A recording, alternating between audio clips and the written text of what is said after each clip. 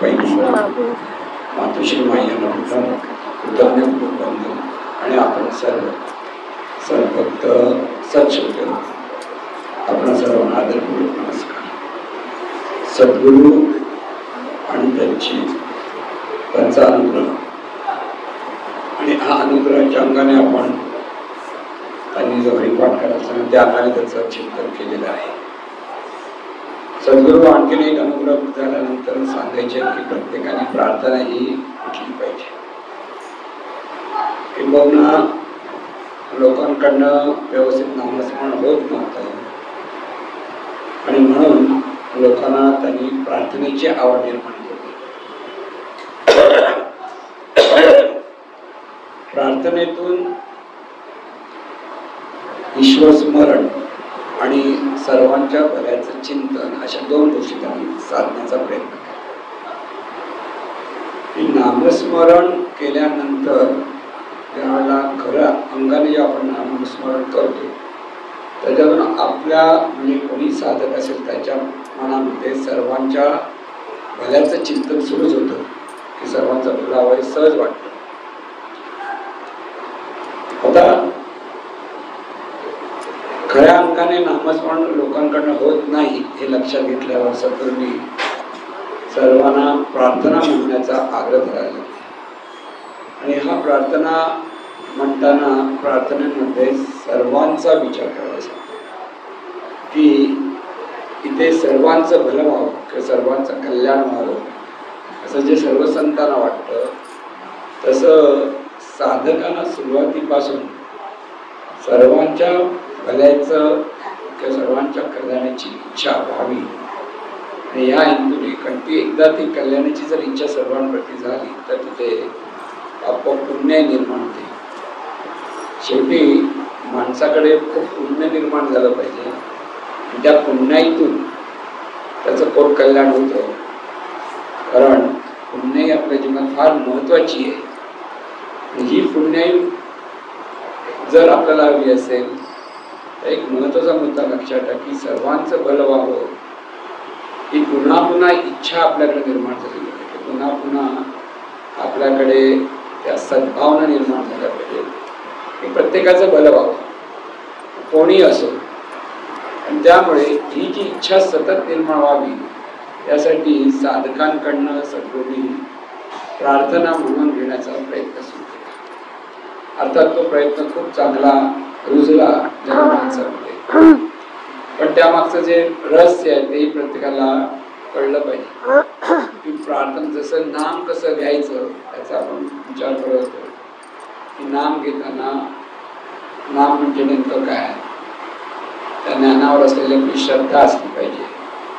त्याच्यात तो भाव निर्माण झाला पाहिजे. भावातून भान घेता आलं पाहिजे आणि त्याच्यातून हे स्मरण नामाचं म्हणजे देवाचं स्मरण म्हणून देव पाहायला गेलो ते देवची होऊन ठेवलो तुका म्हणे धन्य झालो आजी विठ्ठला भेटलो असं जे तुकाराम महाराज म्हणतात ते त्यांना नामस्मरणातून आलेले अनुभव होता.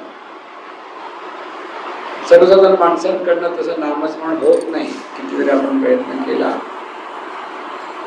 कारण नामस्मरणाला लागणारी जी गोडी असते ती गोडी प्रत्येकाला लागते तसं नाही. म्हणून ही 4 ओळींची जी प्रार्थना सद्गुरूंनी करून दिली ती म्हणजे खरं म्हणजे क्रांती होती. कारण जरी ईश्वर कळला नाही आणि जरी मनापासून प्रार्थना म्हटली नाही तरी जे उच्चार आपण करतो त्या उच्चाराच्या अंगाने रिॲक्शन रूपाने आपल्या जीवनात अनेक चांगल्या घटना घडायला लागल्या. एक सर्वसाधारण माणसाला अनुभव असतो आणि प्रार्थनेचा अनुभव हा सर्वसाधारण माणसाला लवकर यायला लागला. का असा लवकर यायला लागला? कारण स्थूल अंगाने ज्या ज्या इच्छा होत्या आपल्या प्रपंचाच्या अंगाने त्या पूर्ण व्हायला लागल्या कळत न कळत. आणि कळत न कळत व्हायला लागल्यामुळे लोकांना प्रार्थनेची आवड जास्त लवकर निर्माण झाली नामस्मरणापेक्षा. पण शेवटी दोघांचाही हेतू एकच आहे की प्रत्येकाकडनं देवाचं स्मरण व्हायला हवं. प्रत्येकाला देवाचं स्मरण असायला आणि हे देवाचं स्मरण होण्यासाठीच नामस्मरण आहे आणि देवाचं स्मरण होण्यासाठीच प्रार्थना आहे. म्हणून प्रार्थना म्हणताना सुद्धा जर फार पूर्वी मी असं म्हटलं होतं, प्रार्थना म्हटल्यानंतर तो एक श्लोकासारखी आपण म्हणू शकतो, एखाद्या स्तोत्रासारखं म्हणू शकतो, स्तोत्र म्हणतो तसं प्रार्थना म्हणू शकतो. प्रार्थना ही शस्त्र म्हणून म्हणू शकतो आणि प्रार्थना हे अस्त्र म्हणून सुद्धा तिचा वापर करता येतो. तिन्ही गोष्टी, ती चार ह्या ओळीच स्तोत्र पण आहेत, शस्त्र म्हणून त्याचा वापर होतो. आता हे शस्त्र म्हणजे लोकांच्या भल्याचं शस्त्र, हे शस्त्र कोणाला मारणारं शस्त्र नाही.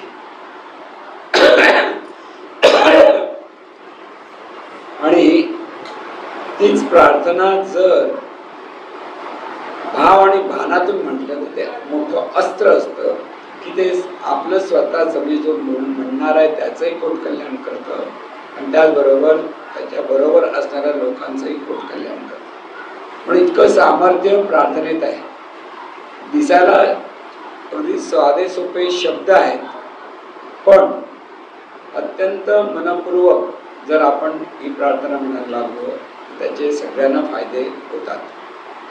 म्हणून स्तोत्र म्हणून जेव्हा प्रार्थना म्हणतो तेव्हा हे ईश्वरा, ईश्वर कळो न कळो कोणी प्रार्थना म्हणाली अगदी पुन्हा पुन्हा म्हणावी स्तोत्रासारखी, त्याला त्याचा फायदा होतो. कारण मुखात जर सतत प्रार्थना असेल, आता ती मुखात सतत असायला हवी. जसं नाम अखंड असायला हवं तसं प्रार्थना सुद्धा मुखात सतत असायला हवी. आता प्रार्थना सतत मुखात असायला हवी म्हणजे नेमकं काय असा प्रश्न पडतो की मुखात पुन्हा पुन्हा ईश्वरा सर्व चांगली बुद्धी दे, आरोग्य दे, सर्वांना सुखात आनंद ईश्वरा देव, सर्वांचं भलं कर, कल्याण कर, रक्षण कर आणि तुझे गुण मुखात अखंड राहू दे. हे मनामध्ये सतत जर एखाद्याला म्हणायची सवय लागली तरी त्याला त्याच्या जीवनामध्ये अनेक चांगल्या गोष्टी अनुभवता येतात किंवा त्याच्या अनुभवाला येतात प्रार्थनेमुळे. कारण हा पुण्याईचा प्रभाव तिथे निर्माण होतो. आपल्या उच्चारातून आपण पुण्याई निर्माण करत असतो, लोकांचं भलं व्हावं म्हणून. आणि नुसतं मुखापरती म्हणजे अगदी मुखात बोलतो आहोत, त्याचा गुह्यार्थ भावार्थ आपल्याला काही माहीत नाही, पण जे साधा अर्थ आहे की सगळ्यांना चांगली बुद्धी मिळावी, सगळ्यांना चांगलं आरोग्य मिळावं,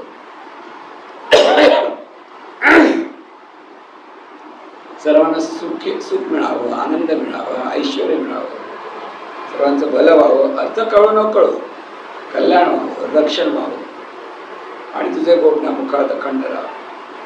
ही चार ओळी नुसती अशी जरी म्हटली, जर एखाद्या नवख्या माणसाने ऐकली आणि तो म्हणत राहिला दिवसभर, तरी त्याच्या जीवनामध्ये परिवर्तन घडू शकतं. म्हणून नामस्मरण हे अतिशय सुंदर आहे, म्हणायला अतिशय सोपं आहे, पण ज्याला गोडी लागते त्याच्यासाठी हे सगळं चांगलं आहे. पण ज्याला गोडी लागत नाही त्याच्याकडे नामस्मरण सतत सहज होऊ शकत नाही, लक्षात घ्या. पण नामस्मरण पण अखंड प्रयत्न करूनच गोडी लागते, आपोआप गोडी लागणार नाही. पुन्हा एक लक्षात घ्यायचं, कोणत्या वस्तूची गोडी कधी लागते? पुन्हा पुन्हा पुन्हा पुन्हा म्हटल्यानंतरच होते.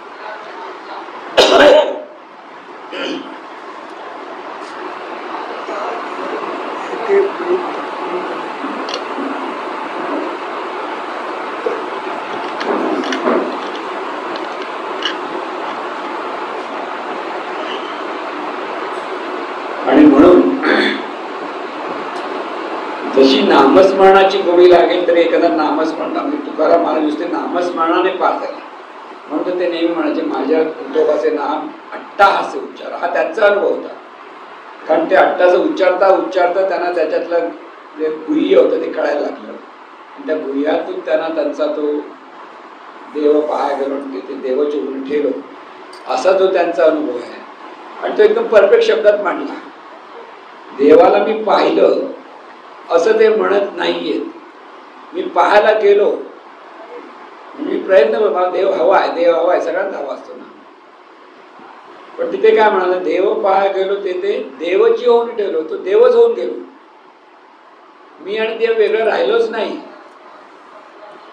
आणि म्हणून तुका म्हणे धन्य झालो आजी विठ्ठला भेटलो. खरा विठ्ठल त्याच वेळा भेटलो, तो पण आतापर्यंत भेटलो तो विठ्ठल नव्हता, त्यांना ती भेटच नव्हती विठ्ठलाची. ज्यावेळेला ते होऊन राहिले म्हणजे तुकाराम उरले नाही तर तिथे विठ्ठलच उरला, अशी त्यांची स्थिती आहे. ती अनंत अखंड नामस्मरणात होते. कारण त्या नामस्मरणाचं मूल्य कळतं ते होतं. म्हणून ती तपश्चर्या आहे खरं म्हणजे नामस्मरण. त्यासाठी सत्संग वा सगळ्या गोष्टी अनेक आवश्यक असतात. बोलायला अगदी 2-3 शब्दाचा 3 अक्षरी 2 अक्षरी किंवा 5 अक्षरी अशी निर्णय नामस्मरणाचे प्रकार आहेत. पण हे जसं आहे तसंच ही जी प्रार्थना आहे, ही प्रार्थनाही पुन्हा पुन्हा पुन्हा पुन्हा आपण अनेक नामधारक ती पुन्हा पुन्हा म्हणत असतात. आणि प्रपंचाच्या अंगाने त्यांचे अनेक प्रश्न सुटतात. लक्षात घेऊन काय की शब्द वापरतो जपून. प्रपंचाच्या अंगाने त्यांच्या असलेल्या अडचणी दूर झाल्या असं अनेकांचे सुखसंवाद आपण ऐकत असतो की असं झालं आणि प्रपंचाच्या याच्यामुळे माझ्या प्रपंचातले हे प्रश्न सुटले, असं सुटलं तसं सुटलं, हे जे सांगितलं जातं तिथे नुसतं पुन्हा पुन्हा प्रार्थना म्हटल्यामुळे म्हणून ते स्तोत्र झालं. पुन्हा पुन्हा तेच प्रार्थना शस्त्र कधी होईल तर प्रार्थनेचा शब्दाचा अर्थ विशिष्ट अर्थ लक्षात ठेवून आपण जेव्हा मनोभावे प्रार्थना म्हणतो की अगदी अंतःकरणात ही प्रार्थना आपल्या स्फुरायला लागते, इथपर्यंत जेव्हा म्हणायला लागतो तर ते असतं, ते शस्त्र असतं. म्हणजे हे शस्त्र कोणाला कापत नाही. तर हा असा जो नामधारक असेल की ज्याच्याकडे विशिष्ट अर्थ धरून तो प्रार्थना म्हणतोय आणि त्याच्यातून सर्व लोकांच्या भल्याचं चिंतन करतोय, तेव्हा ते सुदर्शन चक्र त्याच्या भोवती फिरायला लागतं. जसं श्रीकृष्णाचं सुदर्शन होतं ते इतरांना मारू शकत होतं, पण हे प्रार्थनेचं सुदर्शन चक्र सर्वांचं पोट कल्याण करणारं ठरतं. म्हणून असा जो नामधारक असेल की जो अर्थ समजून प्रार्थना म्हणत असेल आणि अर्थ समजून प्रार्थना म्हणायला लागलं की ते असतं ते शस्त्र असतं. पण ते शस्त्र म्हणजे सर्वांच्या पोट कल्याण करणारं शस्त्र, कोणाचा नाश करणारं नाही.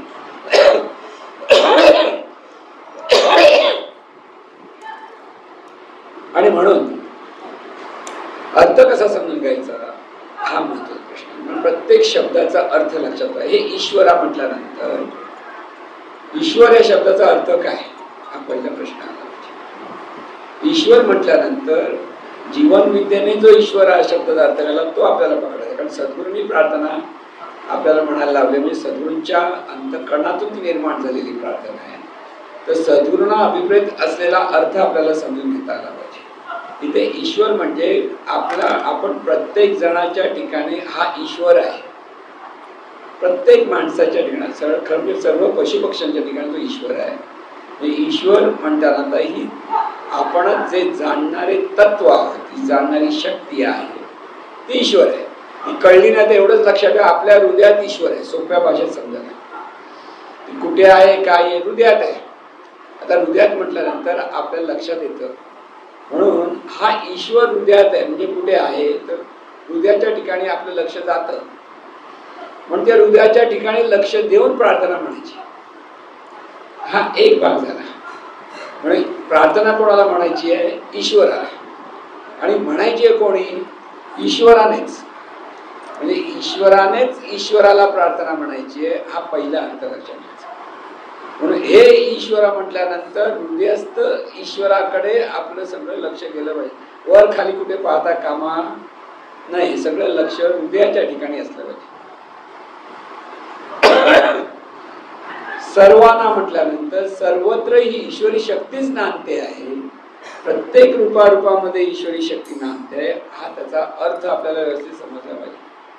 म्हणून सर्वांना म्हणताना सर्व आपल्या जवळचे जेवढी म्हणून माणसं आहेत किंवा ज्यांच्याशी आपला संबंध आहे आणि या ज्यांच्याशी संबंध नाही पण या विश्वातली सर्वांशी आपला कळत नकळत जो संबंध आहे ते सर्व ईश्वरच आहे. म्हणून दोन्ही शब्दाचा अर्थ आधी आपल्याला प्रार्थना म्हणायच्या अगोदर कळला पाहिजे. ईश्वर कोण? त्या हृदयस्थ ईश्वर आहे, त्या ईश्वराला आपण प्रार्थना म्हणणार आहोत. आणि म्हणणारा कोण आहे? तो हृदयस्थ ईश्वरच म्हणतोय, मी म्हणत नाही प्रार्थना. महत्वाचं लक्षात, मी प्रार्थना म्हणतो म्हटलं की ते स्तोत्र झालं. ईश्वर प्रार्थना म्हटलं की ते शस्त्र झालं. फरक सांगतो मला त्याचा. म्हणून हे ईश्वरा सर्वांना म्हटलं की सर्वत्र ईश्वरी शक्तीच नांदते. तिथे शंका असता कामा नये, तिथे प्रचंड श्रद्धा असली पाहिजे की सर्वत्र ईश्वरी शक्तीच नांदते, सर्वत्र ईश्वरी शक्तीच नांदते.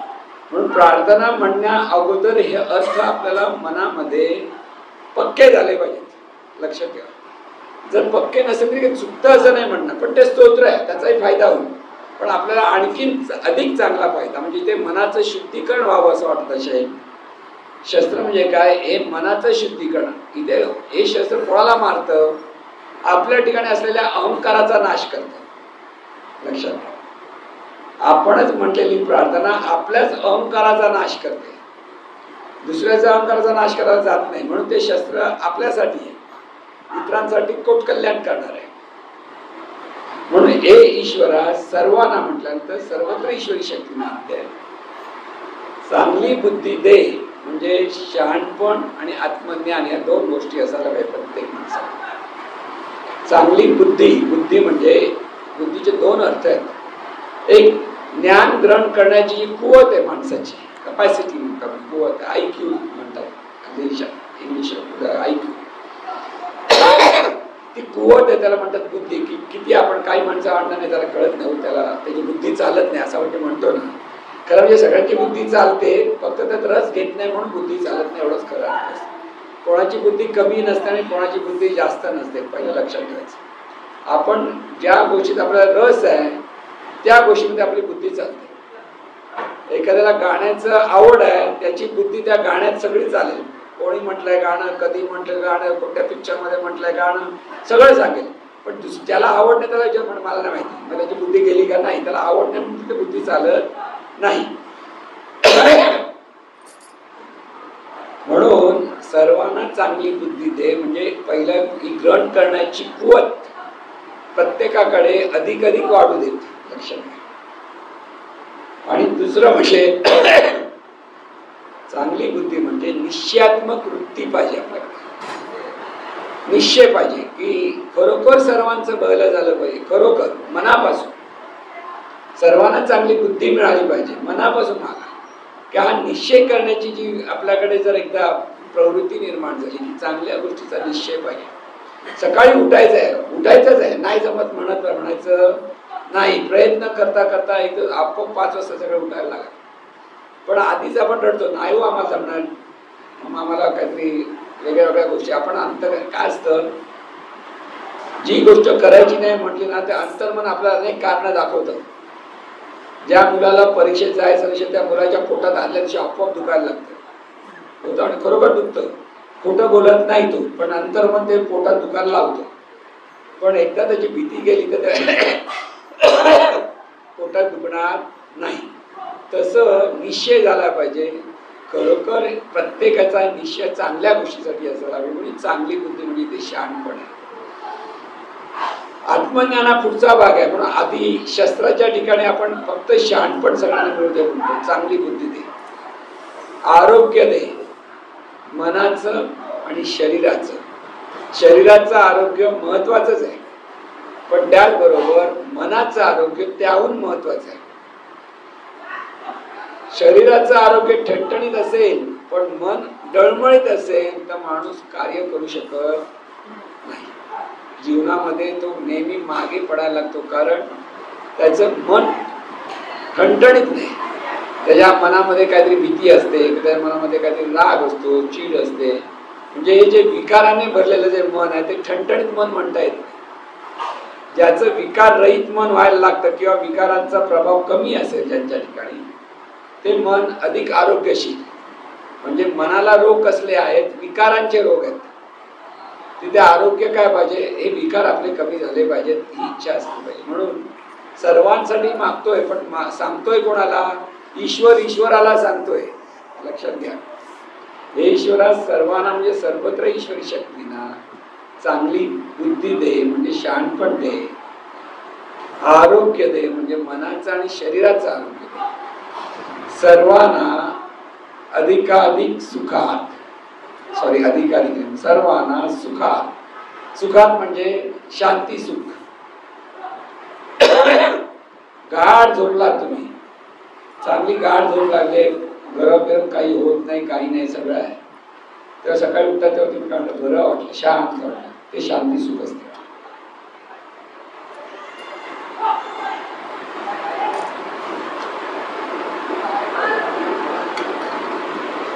बुद्धीची शांती मिळायला हवी आपल्याला. माणसाला शेवटी शांती पाहिजे असते. बघा तुम्ही दिवसभर जे धावपळ करता गपचूप एका जागेत गपचूप बसताना तेव्हा जे बरं वाटतं ना ते शांती सुख असतं. पण काही लोक भरभर बसतात पण टीव्ही बघत असतात, त्यांना मन आणखी दुखावतं कारण शांती सुख मिळत नाही. मनाला मनोरंजन होईल पण शांती मिळणार नाही. म्हणून खूप मेहनत केली, काही केलं तर जरा आराम करायचं वाटतं तर खरोखर आराम केला पाहिजे. की तिथे जी मनाची स्थिती येते त्याला म्हणतात शांती सुख. म्हणून सर्वांना सुखात आनंदात, आनंदात म्हणजे इथे दोन अर्थ आहेत. आनंदी मन कधी असतं? ज्याचं मन मजबूत असतं, त्याचं मन आनंदी स्थिर असतं. स्थिर मनाने जो पाहतो तो आनंदाच्या वृत्तीने पाहू शकतो. अस्थिर मन आनंदाने पाहू शकत नाही. आपल्या मनात अनेक विचार आहेत, हे करूया ते करूया ते करूया. तो माणूस टेन्शन खाली इतका बसलेला असतो त्याला आनंदच विसरलेला असतो.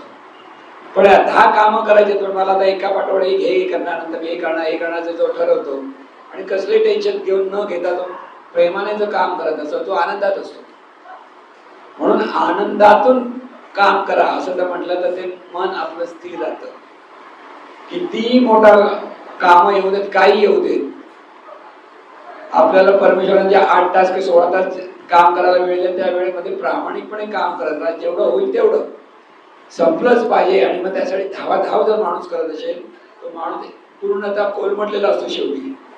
की शेवटी त्याला हे पण नव्हतं आणि ते पण होत नाही अशी परिस्थिती होत आहे. म्हणून जे आपल्या वाट्याला आलेलं काम आहे ते आपल्या प्रामाणिकपणे प्रेमाने हे काम आपल्याकडे होतं त्यावेळेला ते असतं ते मजबूत मन. असे लक्षात, स्थिर मन. जो माणूस धावाधाव करतो ना त्याचं मन स्थिर नसतं. एकदा महाराज सांगतात त्यांच्या ते ज्या वेळेला त्यांच्या सद्गुरूंकडे जायचे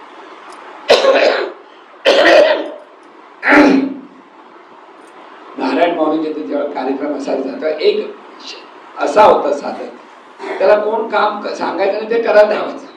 अरे अरे फुलं आण, हे धावला फुलं तेवढं. अरे कुठे जातो? नारळ आणायचे. हा नारळ आणायला गेला, फुलं राहायची तिकडे. म्हणजे जो सांगेल तिथे बिचारा धावायचा शेवटी एकही काम व्हायचं नाही.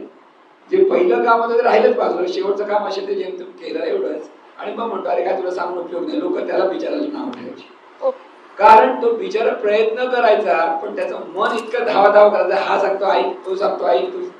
तसं नाही. आपल्याला जे करायचंय ते स्थिर मनाने करा.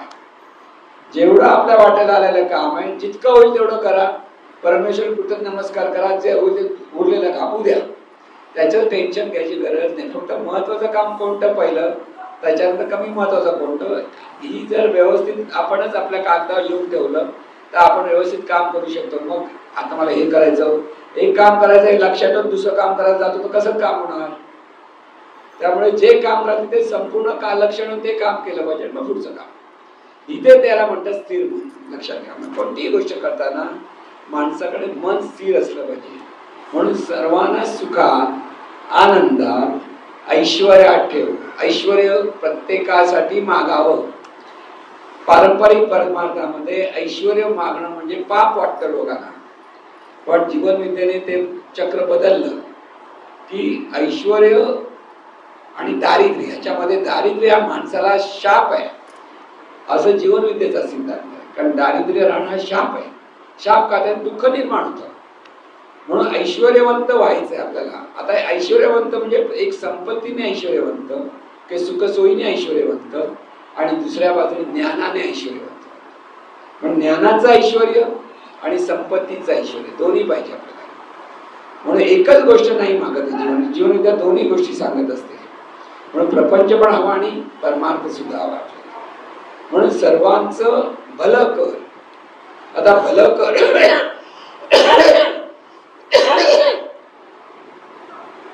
भलं कर याचा अर्थ सर्वांना दिव्यत्वाची अनुभूती येऊ दे म्हणा. कळत नाही आपल्याला पण सद्गुरूंनी सांगितलेलं आहे. आता भलं कर कल्याण कर आपण रोजचे नेहमीचे शब्द वापरतो. पण विचार भलं कर म्हणजे काय? भलं कर म्हणजे भलं कर हाच अर्थ येणार ना आपल्याकडे. पण आता हे भलं कर याचा अर्थ प्रत्येकाला दिव्यत्वाची अनुभूती येऊ दे म्हणावं. लक्षात घ्या, जे मागाल ते तुम्हाला मिळणार आहे. ऍक्शन आणि रिॲक्शन याप्रमाणे ही प्रार्थना चालते. हा जो वैश्विक नियम आहे ऍक्शन क्रिया प्रतिक्रिया. जेव्हा आपण इतरांसाठी मागतो की त्याप्रमाणे इच्छा धरतो, त्यावेळेला आपल्याच अंतर्मनातून प्रतिक्रिया निर्माण होते. किंवा दुसरा असा एक नियम सांगितला, लॉ ऑफ अट्रॅक्शन सांगितलाय, की ज्या पद्धतीचे आपण विचार करतो त्या ब्रह्मांडातून त्याच पद्धतीने आपल्याला त्याचा परिणाम मिळतो. मनापासून जे आपण ते प्रार्थना करतो तेव्हा, म्हणून शस्त्र म्हणतो, त्याचा अर्थ तो आहे. त्याच्या मागे हे सगळे नियम आहेत. आणि म्हणून सर्वांना सुखात, आनंदात, ऐश्वर्यात ठेव. सर्वांचं भलं कर, म्हणजे सर्व ह्या ईश्वरी शक्ती आहे त्यांना दिव्यत्वाची, की त्यांच्या ईश्वरपणाची ओळख व्हावी. आणि कल्याण कर म्हणजे त्या देवत्वाच्या भावातून प्रत्येकाला जीवन जगता यावं, तिथे त्यांचं कल्याण आहे. माणसाचं कल्याण कशात आहे? माणसाचं कल्याण देवभावातून तो जेव्हा जगायला लागतो तेव्हा देव होण्यात कल्याण आहे. बाकी त्याने किती पैसे मिळावेत, किती प्रसिद्धी मिळावी, किती पारितोषिके मिळावी, अगदी लटकवून देतो, तरी त्याचं ते कल्याण नाहीये. ज्या दिवशी त्याचा अहंकार पूर्ण केलेला असेल, ज्या दिवशी तो देव भावातून जीवन जगत, त्या वेळेला त्या माणसाचं कोट कल्याण झालं म्हणून समजा. त्याच्याशिवाय खरं कोट कल्याण कुठेच नसतं. लक्षात. म्हणून सर्वांचं भलं कर, कल्याण कर, कल्याण कर आणि रक्षण कर. आता रक्षण कर म्हणजे आता सतत परिस्थिती वर खाली होत असते आपल्या आजूबाजूला, कधी अनुकूल असते, कधी प्रतिकूल असते. त्या प्रत्येक वेळेला आपले विचार त्या परिस्थितीशी कसे सामोरं जाण्याचे असले पाहिजे. आणि त्याच्यातून आपल्याला आपल्या ठिकाणी जी पुण्याई निर्माण होते, त्या पुण्यातून आपलं रक्षण होतं. या पुण्यातूनच आपलं प्रारब्ध आणि नियती घडत असते. म्हणून माणसाच्या वाट्याला येणाऱ्या सगळी चांगल्या गोष्टी त्याचं एक तर प्रारब्ध असतं शुभ, किंवा शुभ नियती असते.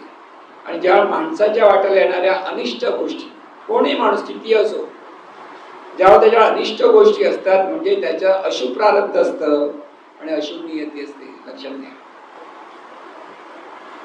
प्रभू रामचंद्रांना वनवासाला जायला लागलं, हे त्याचं अशुभ प्रारब्ध होत.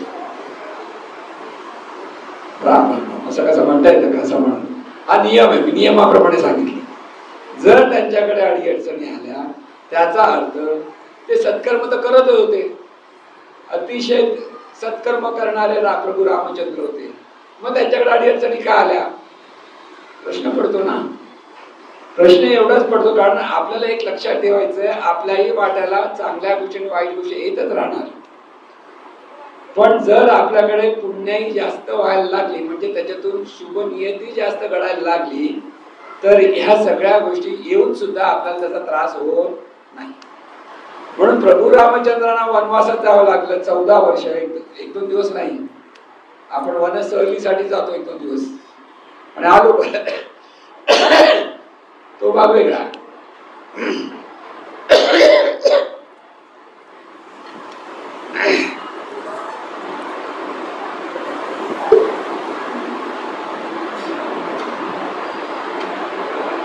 तर अशुभ प्रारब्ध प्रत्येकाच्या वाट्याला येतं आणि शुभ प्रारब्ध सुद्धा प्रत्येकाच्या वाट्याला येतं. म्हणजे प्रभू रामचंद्र नाव का घेतलं? कारण प्रभू रामचंद्र म्हणजे भगवंत आपण म्हणतो, परमेश्वराचा अवतार म्हणतो. त्या अवतारालाही प्रारब्ध चुकलं नाही, हे लक्षात घ्या. आपण तर सर्वसाधारण माणसं आहोत. श्रीकृष्णालाही प्रारब्ध चुकलं नाही. आईच्या कुशीतून तो दुसऱ्या आईच्या कुशीत गेला, हे सुद्धा त्याचं प्रारब्धच आहे. लक्षात घ्या. असं म्हणजे याच्यात आपल्याला जीवनामध्ये कशा घटना घडतात हे जर तुम्हाला लक्षात येईल, तर माणसाच्या जीवनात कोणी माणूस किती असो, कसाही असो, चांगलं कर्म करणारा असो, त्याच्याही वाट्याला चांगल्या वाईट घटना घडत राहतात. आता हा खोकला आहे, ते अशुभ प्रारब्ध आहे, कळलं? पण त्याला सामोरं कसं जायचं, तर त्याला स्वीकारायचं कसं, त्याच्यात पुढे कसं जायचं, इथे जेव्हा शुभचिंतन होतं तिथे नियती घडते.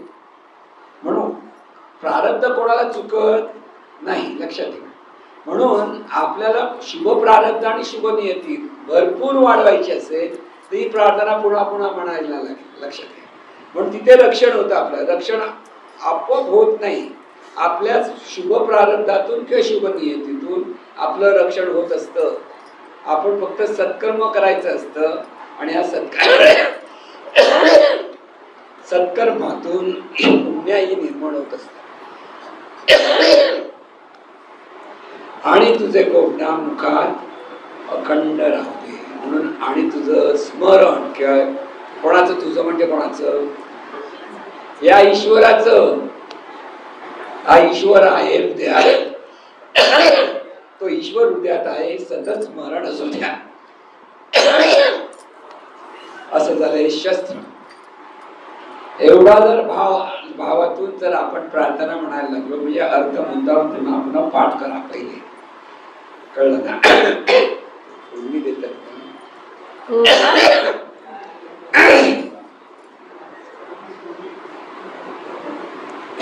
तर अस्त्र म्हणजे काय? आता शस्त्र सांगितलं, अस्त्र काय? अस्त्र म्हटल्यानंतर, अस्त्र म्हणजे इथे हे ईश्वर हा असं म्हटल्यानंतर हा हृदयस्थ ईश्वरच आहे हे पहिल्या लक्षात ठेवा. इथे फरक काहीच नाही. या ईश्वराने ईश्वरालाच प्रार्थना म्हणजे आधी आपण ईश्वर आहोत हे व्यवस्थित समजून घ्यायला. हा प्रार्थना म्हणणारा ईश्वर आहे आणि ईश्वराने ईश्वरासाठी प्रार्थना म्हणायची लक्षात. आता हे ईश्वरा सर्वांना चांगली बुद्धी दे म्हटल्यानंतर एका बाजूने शहाणपण आणि दुसऱ्या बाजूने आत्मज्ञान पाहिजे, दिव्य ज्ञान. ही जी दिव्य ज्ञान म्हणतो, आत्मज्ञान म्हणजे हृदयात ईश्वर आहे हे दिव्य ज्ञान आहे. पण तिथे इतकं दृढ निश्चय असला पाहिजे की ईश्वरच आहे. कळतो की न कळतो ह्याचा विचार करायचा नाही. सद्गुरूंनी सांगितलं ईश्वरच आहेस तर आहेच ईश्वर. तर सद्गुरू खोटं कशाला सांगणार आपल्याला? इतकी प्रचंड श्रद्धा ज्याच्याकडे असेल त्याच्यासाठी अस्त्र म्हणून वापरला की आहे तो ईश्वरच आहे आणि त्या ईश्वरानेच ईश्वराला पुन्हा पुन्हा सांगत राहिलं तू ईश्वर आहे म्हणजे तुझ्याकडनं अशी इच्छा निर्माण झालीच पाहिजे. प्रार्थना म्हणजे त्याची इच्छा झाली पाहिजे लक्षात घ्या साधकाची. म्हणून हे ईश्वरा सर्वांना म्हणजे सर्व प्रत्येकाच्या हृदयात ईश्वर आहे त्याच्याबद्दल 100% निश्चय असला पाहिजे. कशावरून हा प्रश्न विचारायचा नाही, पूर्ण श्रद्धा. श्रद्धेतून ही प्रार्थना जेव्हा म्हणायला लागतो आपण, इथे सद्गुरूवरती श्रद्धा, ज्ञानावर श्रद्धा, आपल्या हृदयात ईश्वर आहे तिथे श्रद्धा आणि आपण म्हणजे हा ईश्वरच आहे आणि हा ईश्वरच ईश्वराला प्रार्थना म्हणतो ह्या भावामध्ये प्रार्थना म्हणतात. म्हणून हे ईश्वरा सर्वांना म्हटल्यानंतर सर्वांच्या हृदयात ईश्वर आहे हे आधी मनात आपल्या पुन्हा पुन्हा पुन्हा चिंतन करून घ्यायला पाहिजे. प्रार्थना म्हणताना पटकन येणार नाही तर हे कळलं ना?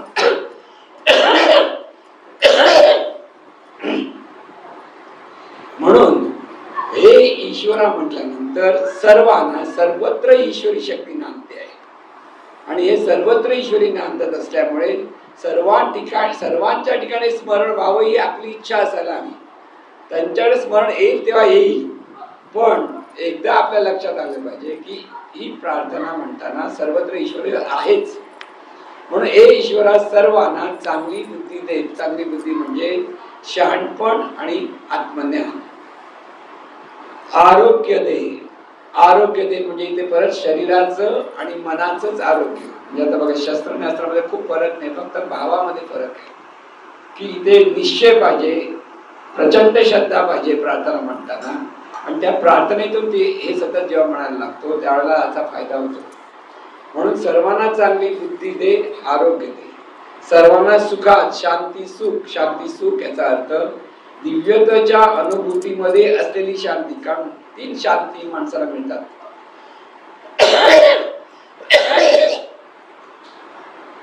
शारीरिक शांती, मानसिक शांती आणि आध्यात्मिक शांती अशा 3 शांती माणसाला.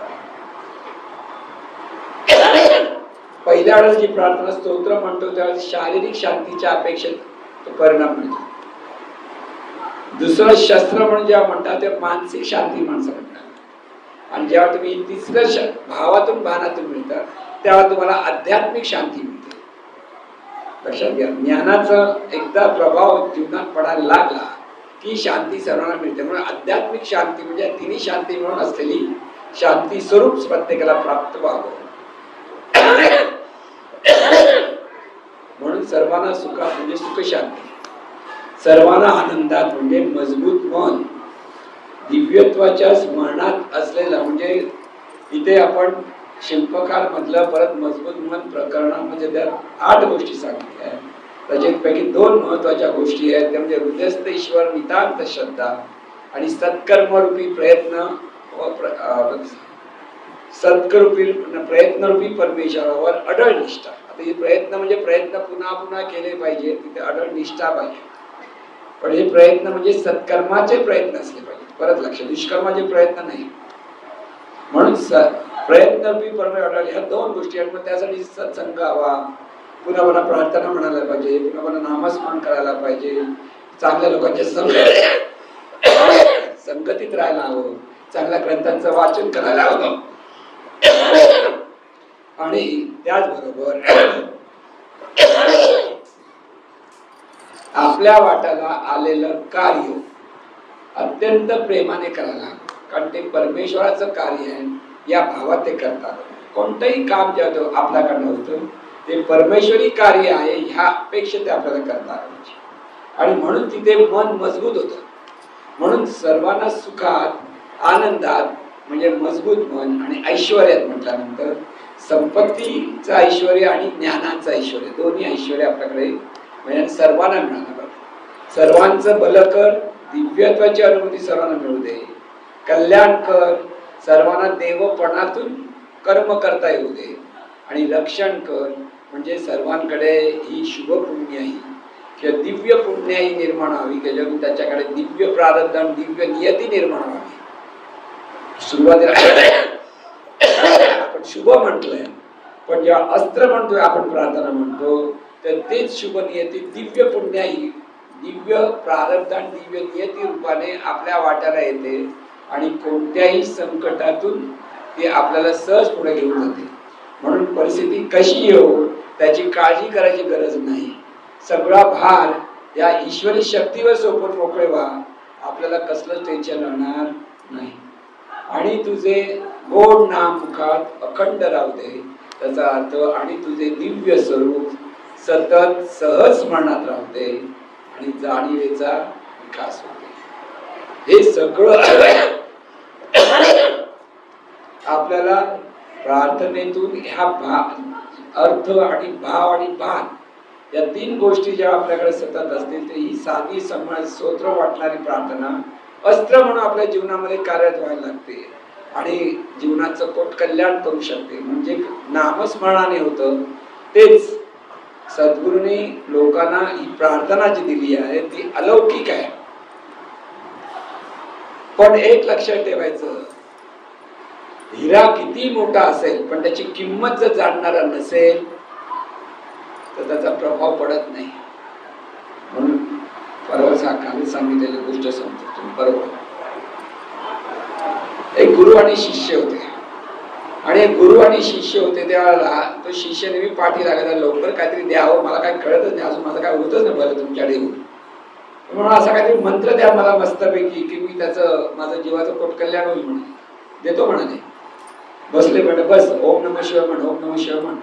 खुश झाला एकदम, अरे सद्गुरूंनी मला काहीतरी नवीन दिलं. तो ओम नमः शिवाय ओम नमः शिवाय म्हणत म्हणत बाहेर जायला लागला.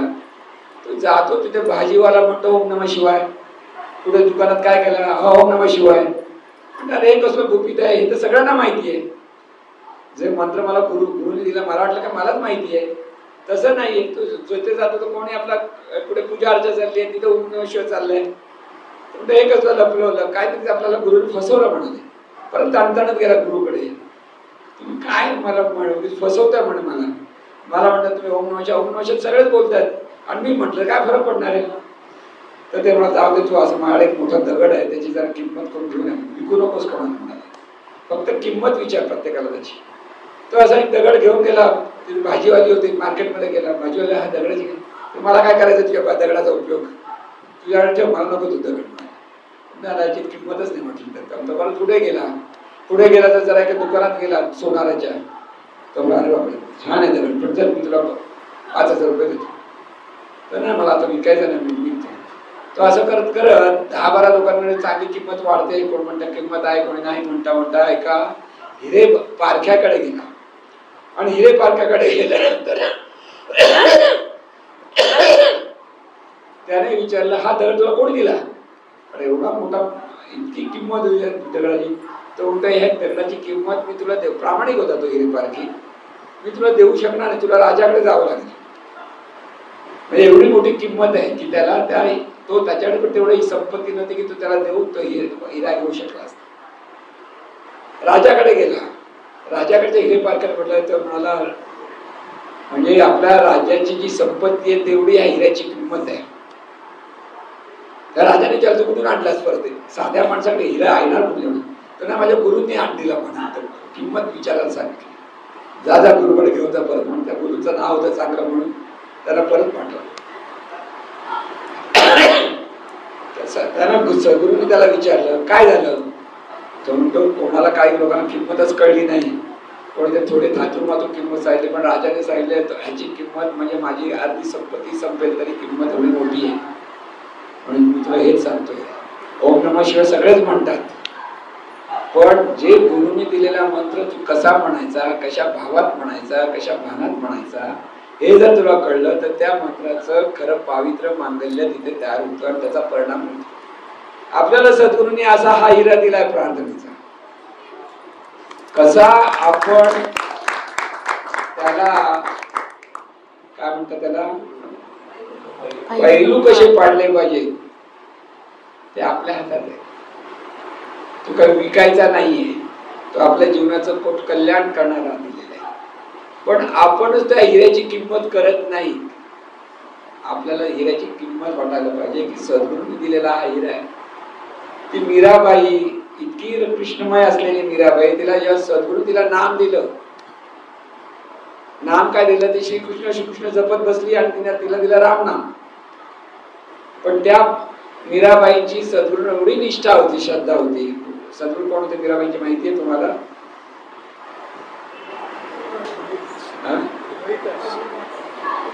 संत रोहिदास.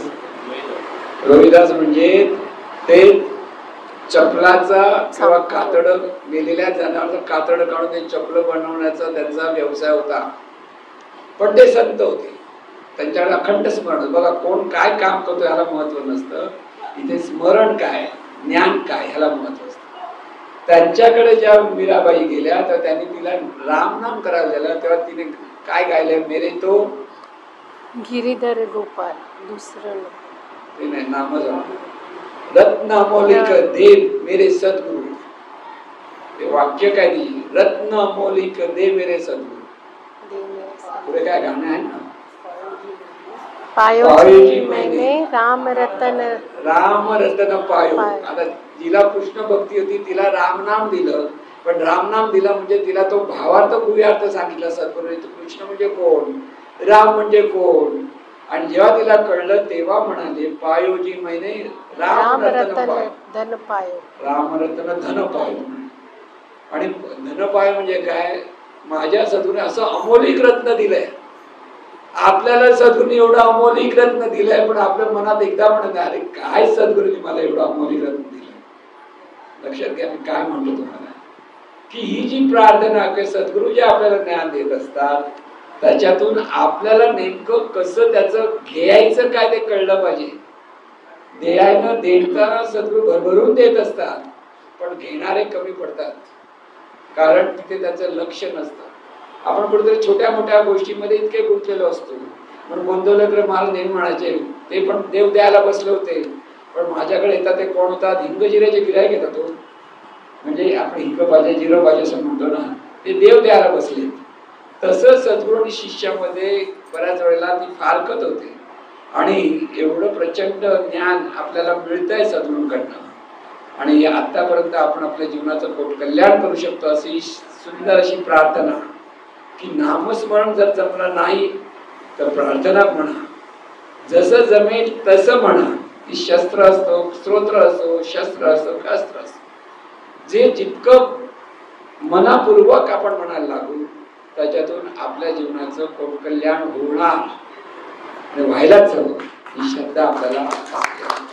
आणि म्हणून असं सद्गुरूंचं जे आपल्याला अनुग्रह दिले सद्गुरू ते आपल्या कल्याणासाठी अनुग्रह दिलेला आहे.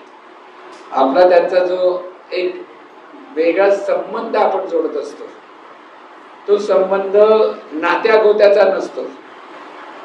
तो संबंध आत्मतत्वाशी आत्मतत्वाचा असतो. लक्षात घ्या, सद्गुरूंना प्रत्येक शिष्यालाच कल्याण व्हावं असंच वाटत असतं. प्रत्येक शिष्य कसा घेईल त्याच्यावर ते अवलंबून असतं. देताना ते सर्वांनाच सारखं देत असतात, पण घेणारा जितका मनापासून घेईल, प्रामाणिकपणे घेईल, अंतःकरणापासून घेईल, तसं तसं तसं त्याच्यामध्ये प्रगती होत जाते. आणि म्हणून आपल्या सद्गुरूंनी आपल्याला भरभरून दिलेला आहे आणि हा अनुग्रह आपल्याला जीवनाचं कल्याण करणारा आहे. आणि तो कल्याण करणारा अनुग्रह आपण आतापर्यंत समजून घेतला आहे आणि त्याचा परिपोष आपण केला पाहिजे. लक्षात घ्या, अधिक अधिक प्रार्थना कर, अधिक अधिक नामस्मरण, जे होईल ते अंतःकरणापासून भलं होते म्हणून बेंबीच्या देठापासून सर्वांचं भलं म्हणून ओरडत बसायला पाहिजे. तर लोकांनी वेडा म्हणू दे, तुम्हाला हरकत नाही, पण शरीरामध्ये जेव्हा स्पंदन निर्माण होते आणि जेव्हा तुम्ही थोडा वेळ शांत बसाल तर तुम्हाला शांती सुखाचा अनुभव तिथेच येईल. लक्षात घ्या, मनापासून जेव्हा लोकांचं भलं व्हावं, भलं व्हावं, एवढं भलं होते म्हणा की भलं होते म्हणून जरी अगदी मोठ्याने ओरडून ओरडून म्हणा, समुद्र किनारी जाऊन म्हणा, घरात नका म्हणा, परत आजूबाजूचे लोक आणि शांत बसा. शरीरात आलेली जी स्पंदन आहे ती अनुभवत बसा की इतकी शांती सुख प्राप्त होतं की त्या शांती सुखाने सुद्धा आपल्या जीवनाचं कल्याण होईल. आणि म्हणून अशी ही प्रार्थना, असे नामस्मरण, असे आपले सद्गुरू, म्हणजे या सद्गुरूंना कोटी कोटी प्रणाम. सद्गुरुनाथ महाराज हे ईश्वरा सर्वांना चांगली बुद्धी दे, आरोग्य दे, सर्वांना सुखात आनंदात ऐश्वर्यात दे, सर्वांचं भलं कर, कल्याण कर, रक्षण कर,